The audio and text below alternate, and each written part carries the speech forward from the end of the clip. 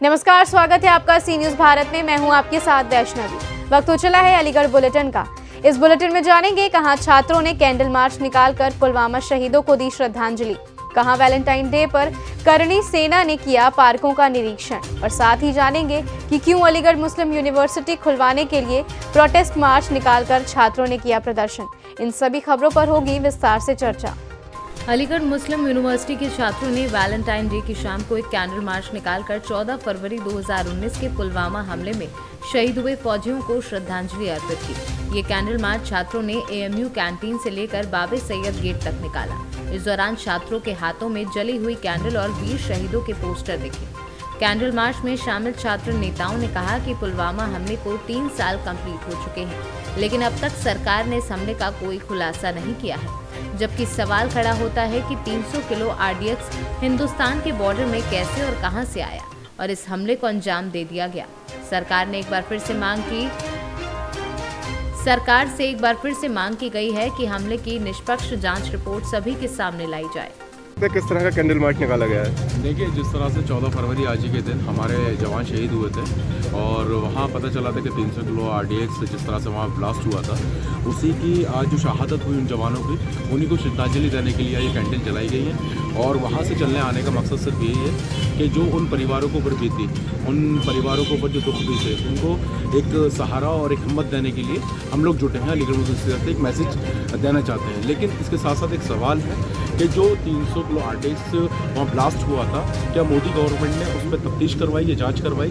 ये बहुत बड़ा एक सवाल है, क्योंकि आज भी हम समझते हैं ना तो कोई जांच हुई है और ना ही कोई तफ्तीश हुई है। किस तरह का मुतालबा करेंगे हुकूमत से? अगर हुकूमत से मुताबिक ये करना चाहते हैं कि जिस तरह से वो ब्लास्ट हुआ, उस ब्लास्ट की कम से कम जांच पड़ताल कराएं और जो उसमें आरोपी थे उनको सामने लाने की कोशिश की जाए। हाँ, किस तरह का कैंडल मार्च निकाला गया? देखिए, आज ये कैंडल मार्च इसलिए निकाला गया 2019 में 14 फरवरी को जो हमारे देश के लिए बहुत एक नुकसानदायक 40 हमारे सीआरपीएफ भाई शहीद हुए थे।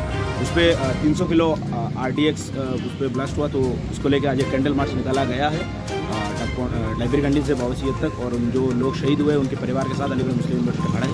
ये एक मैसेज है हमारे यहाँ से। किसी तरह का मुतालबा करेंगे कोई? ठीक है, सरकार से एक मुतालबा करना ज़रूरी है।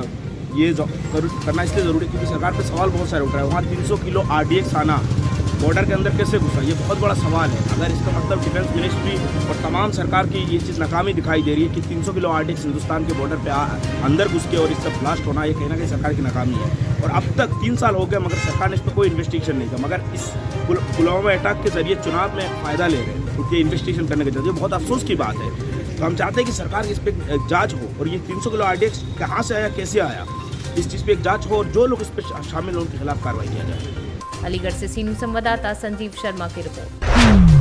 कर्नाटक के एक सरकारी स्कूल से ड्रेस कोड के नियम को विरुद्ध हिजाब पहनकर क्लास अटेंड करने पहुंची छात्रा का कॉलेज प्रशासन व हिंदूवादियों द्वारा विरोध के बाद देश भर में हिजाब को लेकर तमाम प्रदर्शन देखने को मिल रहे हैं, जिसमें अलीगढ़ मुस्लिम यूनिवर्सिटी ने भी अब तक कई प्रदर्शन हिजाब के पक्ष में किए हैं। इसी कड़ी में अलीगढ़ के थाना गांधी पार्क इलाका स्थित धर्म समाज डिग्री कॉलेज के छात्रों द्वारा भगवा और रुद्राक्ष ग्रहण कर माथे पर चंदन का लेप कर कक्षा में शिक्षा ग्रहण की वीडियो और फोटो सोशल मीडिया पर सामने आई है। इस मामले पर भाजपा युवा मोर्चा के जिला उपाध्यक्ष सौरभ चौधरी का कहना है कि अगर विशेष समुदाय के लोग ड्रेस कोड के नियम को तोड़कर हिजाब में स्कूल व कॉलेज में पहुंचेंगे तो हमारे राष्ट्रवादी छात्र छात्राएं भी इसी प्रकार भगवा रुद्राक्ष धारण कर चंदन का लेप कर शिक्षा ग्रहण करने स्कूल कॉलेज में पहुंचेंगे।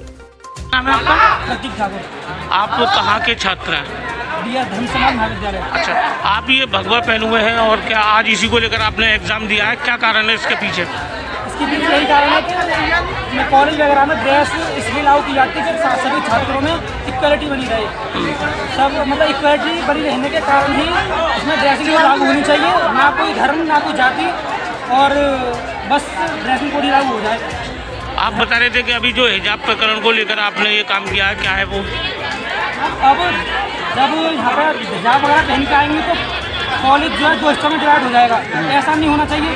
कॉलेज है वो विद्यालय बनाया जाता है इक्वलिटी के लिए। इक्वलिटी होगी तो अच्छा रहेगा, लड़ाई होगी ना झगड़ा होगा। उसी के कारण हम भी भगवा पहन के आएंगे। क्या नाम है आपका? प्रतीक ठाकुर।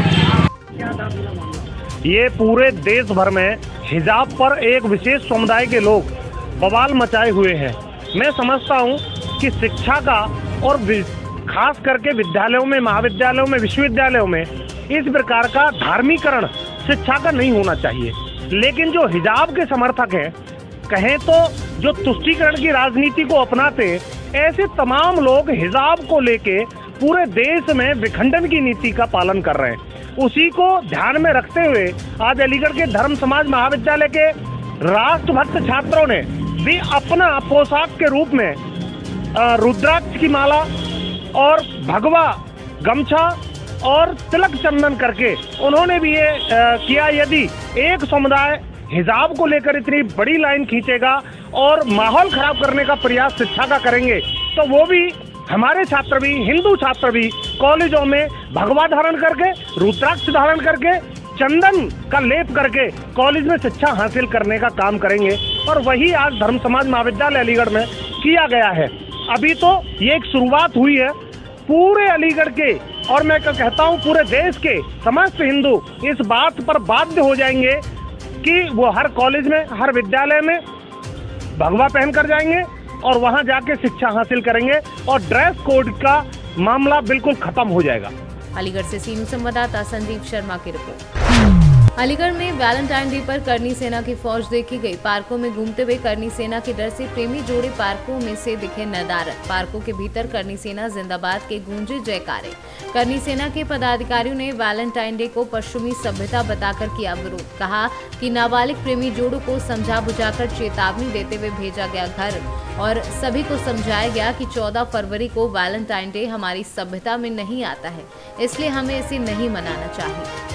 किस तरीके का आज आप लोगों ने अभियान चलाया था, क्या था? ये जो वैलेंटाइन डे हमारे यहाँ हिंदुस्तानी कल्चर में आजकल के जो नव किशोरियाँ इसको बहुत प्राथमिकता के तौर पर देखते हैं। वैलेंटाइन डे के विरोध में हम लोगों ने ये अभियान चलाया था, क्योंकि ये पश्चिमी सभ्यता का त्यौहार है और हिंदुस्तानी संस्कृति में इसकी कहीं भी कोई भूमिका या अहमियत नहीं है, ठीक है। और वैलेंटाइन डे के ही आड़ में लव जिहाद की ज़्यादातर घटनाएं होती हैं, इसमें हिंदू किशोरियाँ हमारी लव जिहाद का शिकार होती हैं। समुदाय विशेष के लड़के उनको जो है बहला फुसलाकर अपने प्रेम जाल में फंसा लेते हैं और उनके साथ तमाम तरह की दुर्घटनाएं होती हैं, हत्याएँ भी हो जाती हैं, बेच दी जाती हैं लड़कियाँ। इस तरीके की लगातार कई घटना पूर्व में सामने आ चुकी हैं। तो लव जिहाद की घटनाओं पर अंकुश लगाने के लिए ही हमारा ये अभियान चलाया हुआ है। तो आज क्या किया था आपने? आज हमने शहर के विभिन्न पार्कों में तथा विभिन्न स्थानों पर जाकर काफ़ी सारे ऐसे जोड़ों को हमने वहाँ पर पकड़ा था, उनसे बातचीत की थी, उनको समझाया था। और उनमें ज़्यादातर जो युगल थे वो मुश्किल 16-17 साल की एज के थे, मतलब टीनेजर्स थे सारे। तो उनको समझाया था कि अभी ये एज नहीं है। सरकार ने अभी हमारे यहाँ 21 साल की न्यूनतम आयु निर्धारित कर रखी है, तो उसी के हिसाब से आप सरकार के नियमों का पालन करते हुए और अपने भविष्य की चिंता करते हुए और अपने जो है इन सब चक्करों में न पड़ के अपनी पढ़ाई लिखाई पर ध्यान दें, घर परिवार पर। अलीगढ़ से सीनू संवाददाता संजीव शर्मा की रिपोर्ट। अलीगढ़ मुस्लिम विश्वविद्यालय पॉलिटेक्निक के एक इंजीनियर शमशाद अली ने छात्रों के साथ मिलकर एक विशेष व्यायाम चक्र बनाया है जो मसालों को पीसने और बिजली पैदा कर सकती है।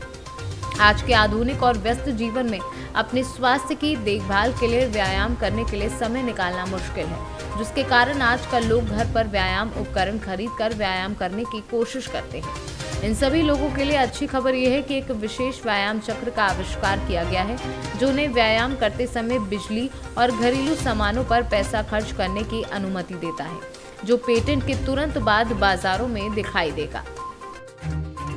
सर, किस तरह का ये आपका मॉडल है और क्या इसकी खासियत है? ये जो हमारा मॉडल है ये exercise cycle integrated with grinder and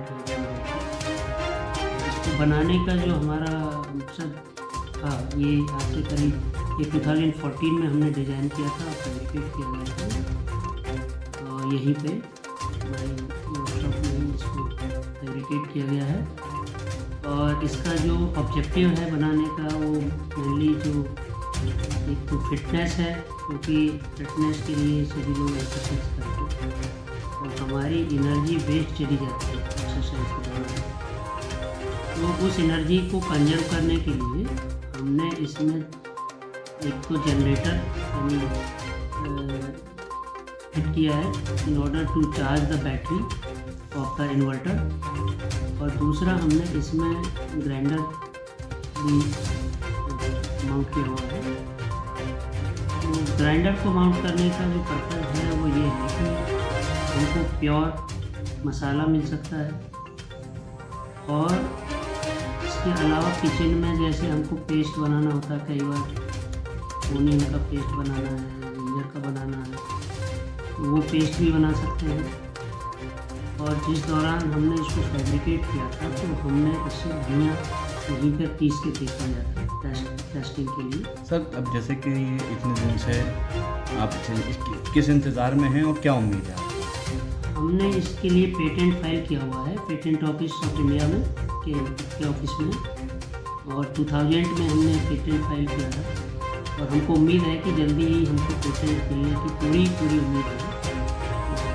patent grant हो जाएगा तो इसको कॉमर्शलाइज भी किया जा सकता है, और उससे इसका फ़ायदा ये होगा कि लोग जो अभी एक्सरसाइज साइकिल परचेज करके घरों में रखते हैं एक्सरसाइज के लिए, तो इस तरह की अगर bicycle integrated with grinder and generator अगर मार्केट में अवेलेबल होगी, उसको लोग परचेज करेंगे, तो उसका एक तो एक्सरसाइज में हेल्थ फिटनेस के लिए भी ये सूटेबल है, और दूसरा जो हमारी एनर्जी वेस्ट जाती है ड्यूरिंग एक्सरसाइज, उस एनर्जी को कंजर्व करके हम बैटरी भी चार्ज कर सकते हैं इन्वर्टर की, और हम मसाला भी पीस सकते हैं।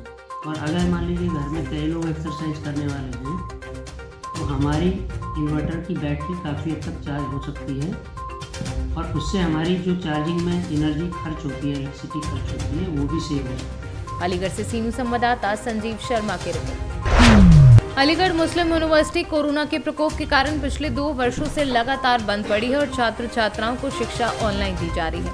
लेकिन इस बंदी के कारण छात्र छात्राओं को शिक्षा में नुकसान होता दिख रहा है। इतना ही नहीं, कैंपस से जुड़े कई अन्य कार्य भी प्रभावित हो रहे हैं। इसी तरह की कई मांगों को लेकर भारी तादाद में छात्र छात्राओं ने एकत्रित होकर अलीगढ़ मुस्लिम यूनिवर्सिटी को खुलवाने के लिए एक प्रोटेस्ट मार्च निकालकर प्रदर्शन किया।